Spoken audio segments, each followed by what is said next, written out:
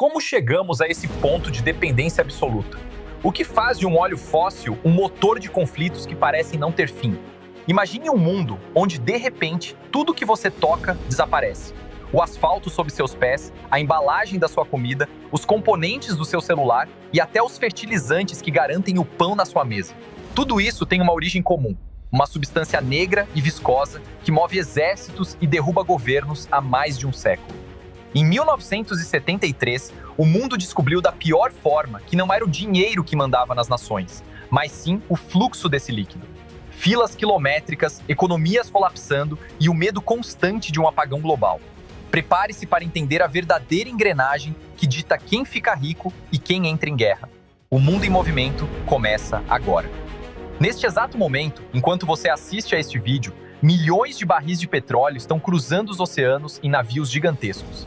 No entanto, o que muitos ignoram é que esse cenário de domínio global não começou com refinarias tecnológicas ou plataformas em alto mar.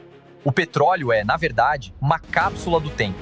Estamos falando de matéria orgânica, plânctons e micro-organismos que foram soterrados há milhões de anos sob camadas esmagadoras de sedimentos. O resultado dessa pressão extrema e do calor subterrâneo é o hidrocarboneto. Mas a história de como esse lixo orgânico se transformou no ouro negro é repleta de reviravoltas que moldaram a fronteira de cada país que conhecemos hoje. Acontece que existe um detalhe ainda mais profundo que poucos vivenciam. Muito antes da primeira gota de gasolina ser destilada, o petróleo já era conhecido. Povos antigos, como os babilônios e os egípcios, utilizavam o betume que aflorava naturalmente do solo para impermeabilizar barcos e até para fins medicinais. Mas foram os chineses que, há séculos, deram o primeiro salto tecnológico. Eles utilizavam brocas de bambu para perfurar o solo em busca de salmoura, mas acabavam encontrando gás natural e óleo. Ainda assim, o petróleo era apenas uma curiosidade ou um recurso secundário. Tudo isso mudou radicalmente em 27 de agosto de 1859. Na Pensilvânia, nos Estados Unidos, um homem chamado Edwin Drake perfurou o primeiro poço comercial de petróleo da era moderna. Naquela época, o mundo estava desesperado por iluminação. O óleo de baleia, usado nas lamparinas, estava ficando escasso e perigosamente caro. O querosene, derivado do petróleo, surgiu como a salvação das noites escuras. Mas o que ninguém previa era a invenção do motor a combustão interna. Quando os primeiros carros começaram a ganhar as ruas e os aviões dominaram os céus, o petróleo deixou de ser apenas querosene para se tornar a força vital da civilização. Nas décadas seguintes, o consumo explodiu de forma assustadora. Para se ter uma ideia da escala, nos anos 70, o petróleo chegou a representar quase 50% de toda a energia consumida no planeta Terra. E é exatamente aqui que o equilíbrio de poder sofre sua maior transformação. Até 1960, as grandes empresas ocidentais, conhecidas como as Sete Irmãs, ditavam as regras, os preços e as margens de lucro. Os países onde o petróleo estava fisicamente localizado, como Arábia Saudita, Iraque e Irã, recebiam apenas migalhas. Cansados dessa submissão econômica, 5 países se reuniram em Bagdá para fundar a OPEP, a Organização dos Países Exportadores de Petróleo. O objetivo era simples, mas audacioso: retomar o controle sobre seus próprios recursos naturais. O resultado foi uma mudança sísmica na economia global. A partir dali, o barril de petróleo não era mais apenas uma commodity, ele era uma ferramenta diplomática de coerção. E o mundo só percebeu o tamanho desse novo poder quando os países produtores decidiram usar o petróleo como arma. O primeiro grande choque veio em 1973, durante a Guerra do Yom Kippur. Países árabes membros da OPEP decidiram aplicar um embargo de petróleo aos Estados Unidos e outros aliados de Israel. A consequência foi imediata e brutal. Em questão de meses, o preço do barril saltou de aproximadamente $3 para quase $12. Pode parecer pouco hoje, mas imagine um aumento de 400% no custo da energia de um dia para o outro. A inflação disparou, o desemprego cresceu e o mundo entrou em uma recessão profunda. Só que a instabilidade estava apenas começando. Menos de uma década depois, em 1979, o mundo enfrentou o segundo choque.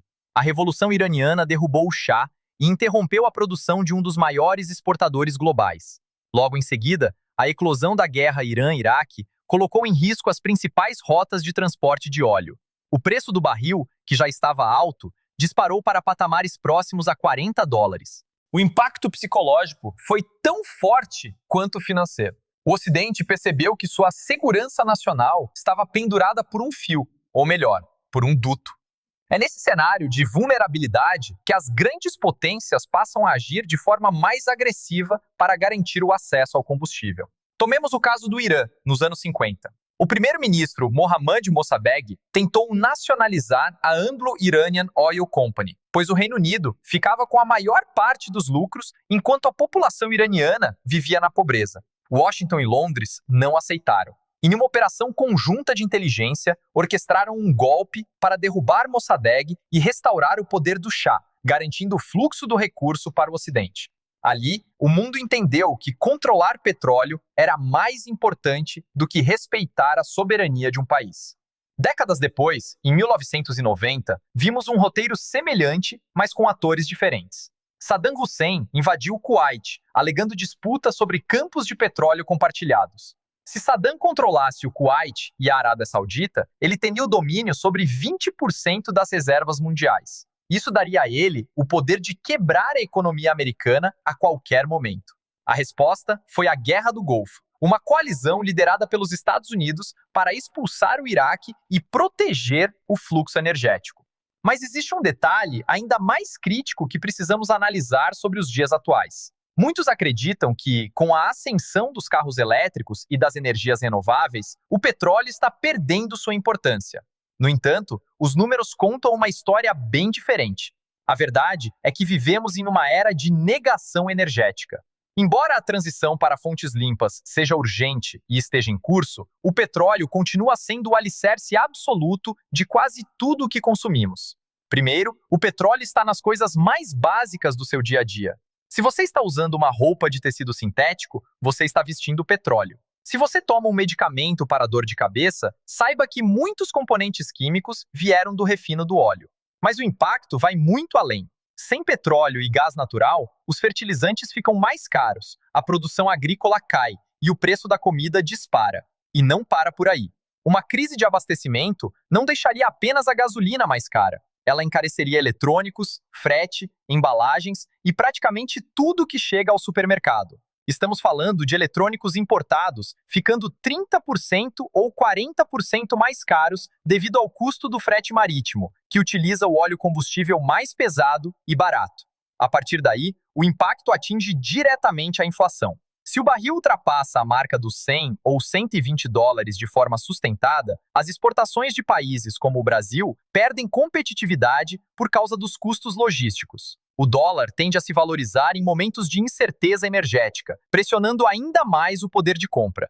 Por fim, chegamos na disputa entre países. Um conflito no Estreito de Hormuz, por onde passa 20% do petróleo mundial, pode fazer o preço da carne subir no açougue da sua esquina em poucas semanas. É exatamente aqui que a tensão geopolítica atinge seu ápice. Países como a China estão correndo para estocar reservas estratégicas, enquanto a Rússia usa seu suprimento como uma alavanca de pressão sobre a Europa.